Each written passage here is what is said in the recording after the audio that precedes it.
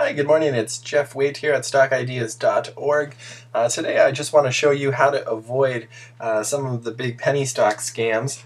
And you can see basically here I'm just at finviz.com and I've clicked on the screener and I've set things up, but you can do this the same.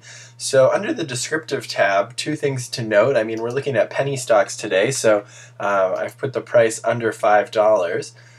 And next, you'll notice I put the average volume over 200,000. As a general rule of thumb, I like to have, about 1,000 times as much volume as the shares I'm trading. So if I'm buying 200 shares at a time, then over 200K is good. You might want to change this based on how many shares you'll be buying. Next, sorry, the reason volume matters so much is because a lot of penny stocks, they're promoted in newsletters.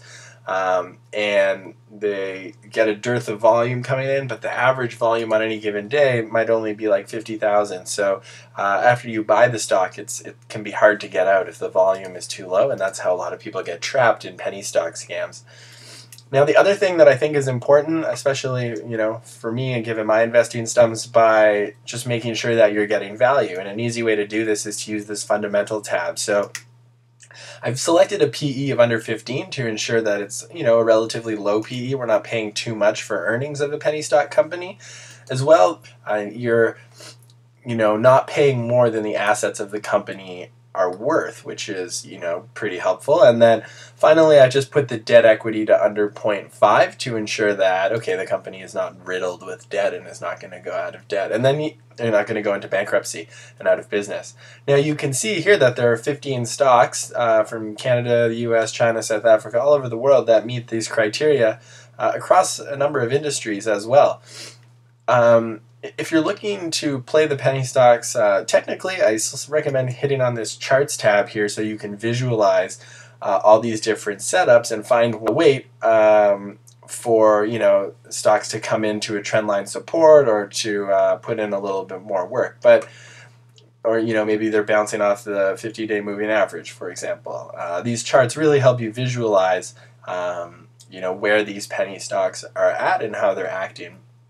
Now again, I just want to, bring you back to the main things here. If we click on the All tab up here, you can see that we're screening for some fundamental safety, which is one thing that helps us avoid penny stock scams. And then we're also looking for volume, an average volume. You might notice with some penny stocks that the current volume, in the last day or two might be 750, a million, 2 million. And that's, indicative of a penny stock being promoted in a newsletter or some pump and dump shop. So you want to use the average volume, not the current volume. And this probably takes over the last 30 days, maybe a quarter, I'm not sure. But it's a more bigger picture, zoomed out view of how the stock actually trades on a given day. And this helps ensure that you're not going to get trapped, because the last thing you want to do is buy a stock and then not be able to sell it. So this kind of is a proxy for how liquid the stock is. So by keeping an eye on liquidity and keeping an eye on the fundamental values, you can go a long way towards avoiding some of the penny stock scams. And lastly, I really do encourage you to do your own research.